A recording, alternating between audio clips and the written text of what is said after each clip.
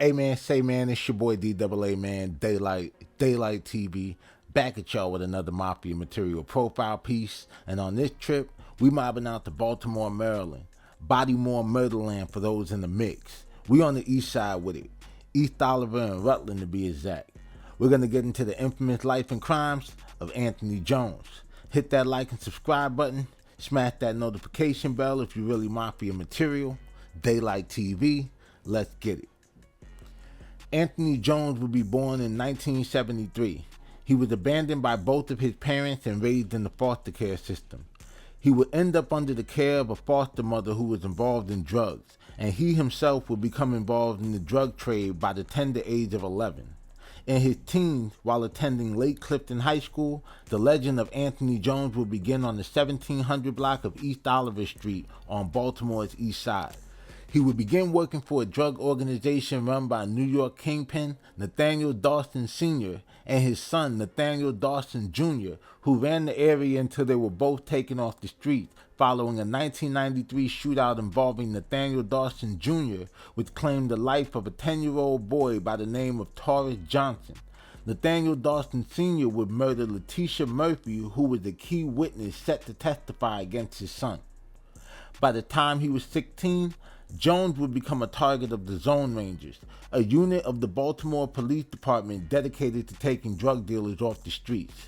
To give some context into the early brutality of Anthony Jones, according to testimony from Daniel Baby Dan Ross, in 1989, it is believed that he was involved in the slaying of a drug addict only known as Snake, who had found himself on the crew's bad side and was subsequently gunned down in the East Baltimore alley. By 1990, at just 17 years old, Anthony Jones began building his organization at a row house located on the corner of East Oliver and Rutland. It is here that he started to accumulate weapons to arm his crew for his takeover of the East Baltimore drug trade. This row house served as a stash house, but the block that Jones' organization controlled was just one block away on Federal and Rutland. Anthony Jones would build his organization to the point where it was earning $1 million a year despite police scrutiny. He developed a reputation for staying one step ahead of law enforcement. An example of this is when a shooting occurred at his home in 1991. Before police could respond, Jones had moved all of the contraband from the house. On June 21, 1991, a 13-year-old girl who was talking to Jones near his bedroom ended up shot in the head and dying from the wound. Anthony Jones' cousin, Donnell Michael Jones, who was charged with the shooting death of the young girl, would claim that it was an accident.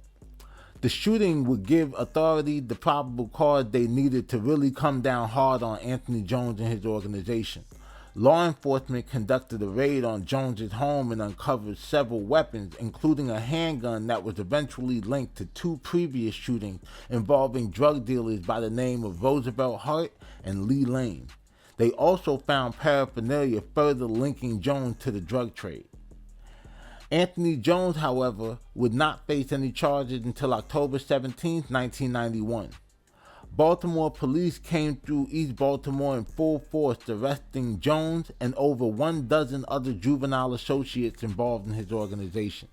According to testimony in a federal proceeding from the state prosecutor involved in Jones' 1991-92 state case, by November 5, 1991, the Assistant United States Attorney initiated an investigation into the straw purchase of firearms from a licensed arms dealer, but had not yet begun investigating Anthony Jones for narcotic violations at that time. Jones entered into a plea agreement on April 1, 1992, in which he agreed to plead guilty to one count of conspiracy to distribute cocaine during the period of March 27, 1991 to October 10, 1991, in exchange for specific recommendations and promises made by the state prosecutor's office. The plea agreement was never reduced to writing, and the only record of its parameters is contained in a transcript of the plea agreement proceeding. It is revealed that the state prosecutor stated that there would be no federal prosecution concerning this particular incident. The state judge clarified that the federal government would not be prosecuting their charge.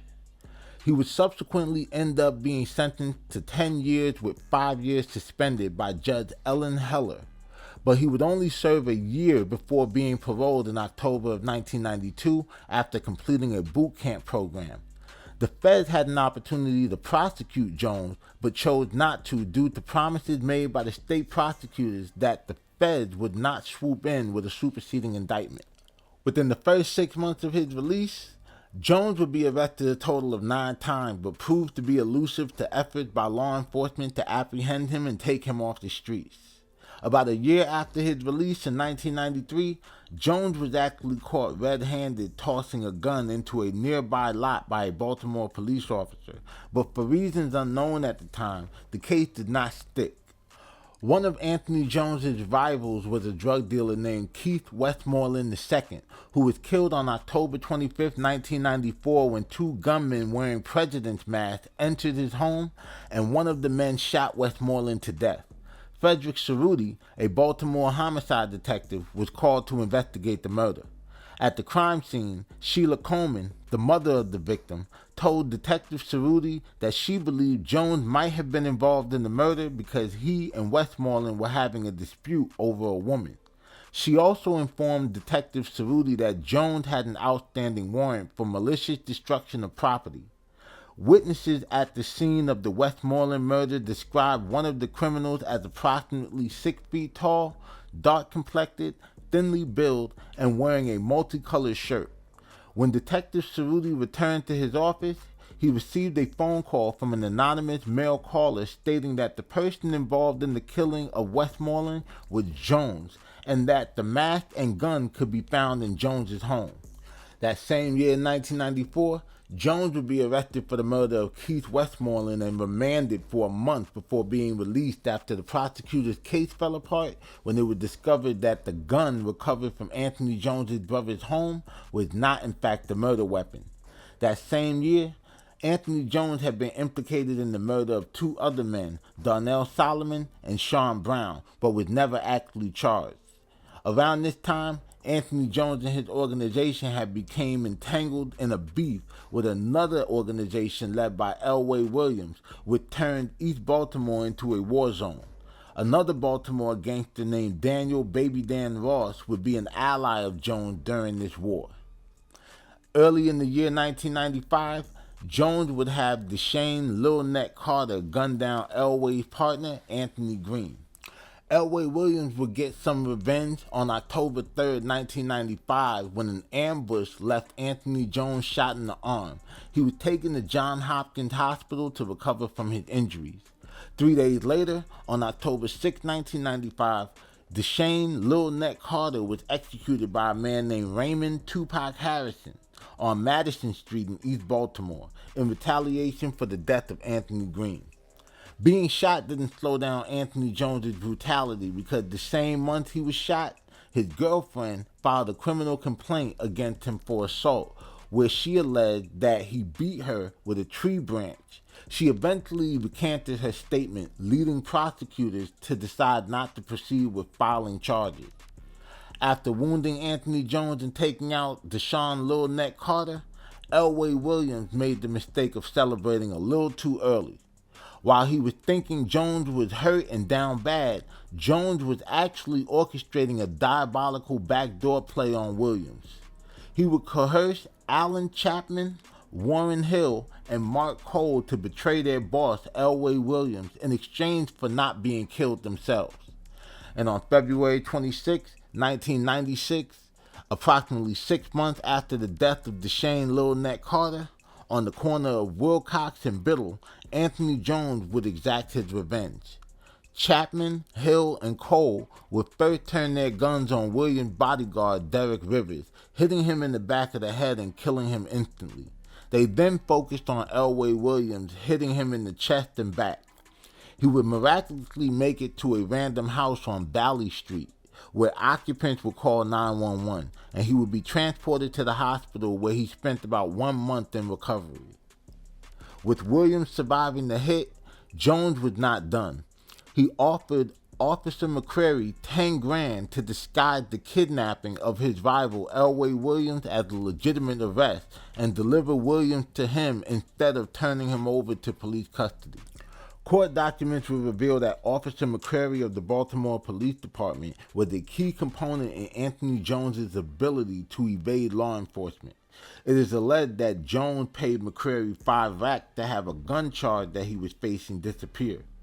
Officer McCrary is also accused of trying to recover over $20,000 in seized drug money and return it to Anthony Jones. When that plan fell through with the officer, he tried to send one of his henchmen to the hospital and inject a cleaning chemical into Williams' IV. Before Anthony Jones could finish the job, though, Elway Williams would be indicted on drug-related charges and eventually turn state's evidence in the Anthony Jones case. That same month, Jones would be picked up on weapons-related offenses and eventually make bail.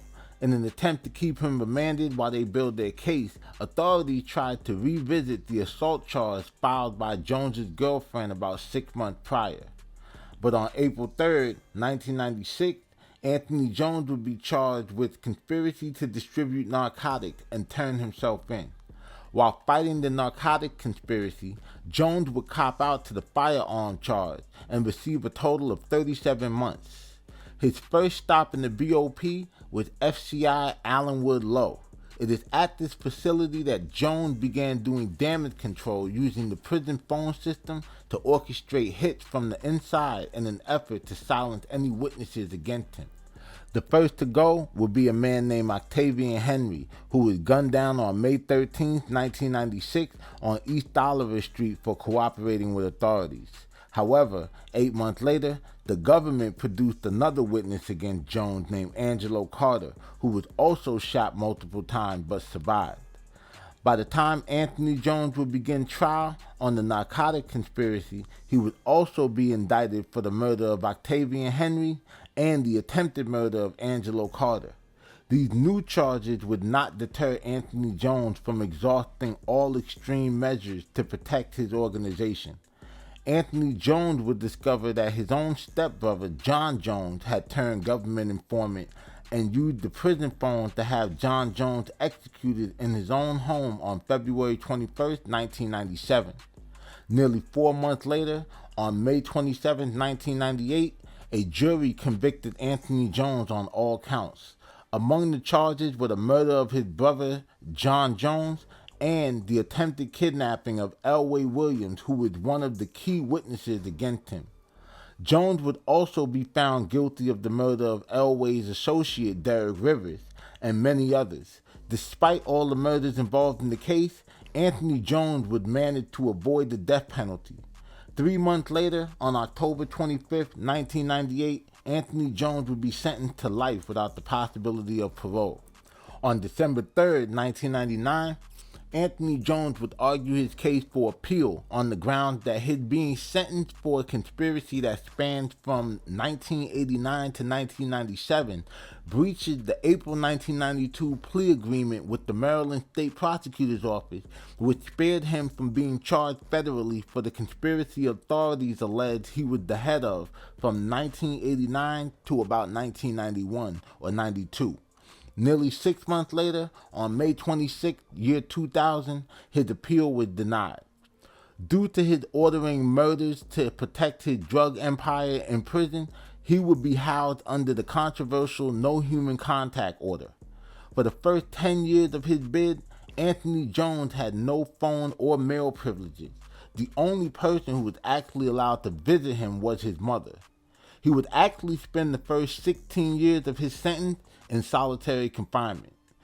In 2014, Anthony Jones got a slight increase in privileges, one being the return of phone privileges, but only to contact his mother and his children.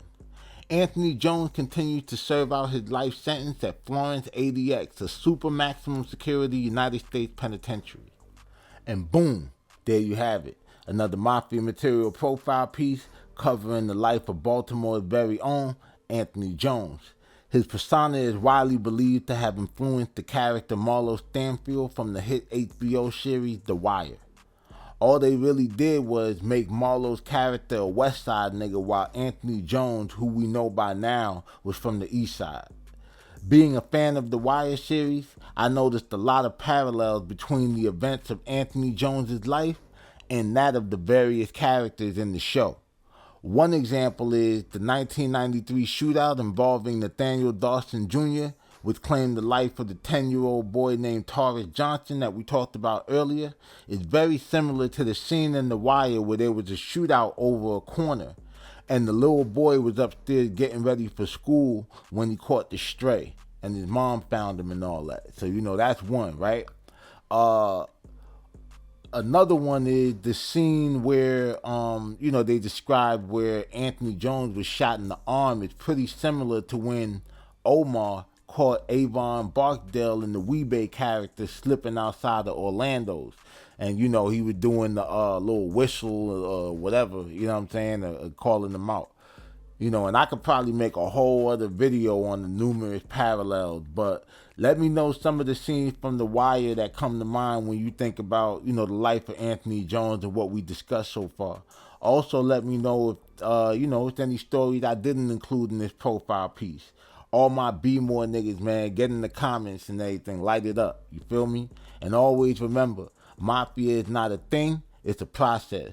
Trust the process. And as always, stay dangerous so you can be safe. It's your boy DAALIGHT, DAALIGHT TV. I'm out.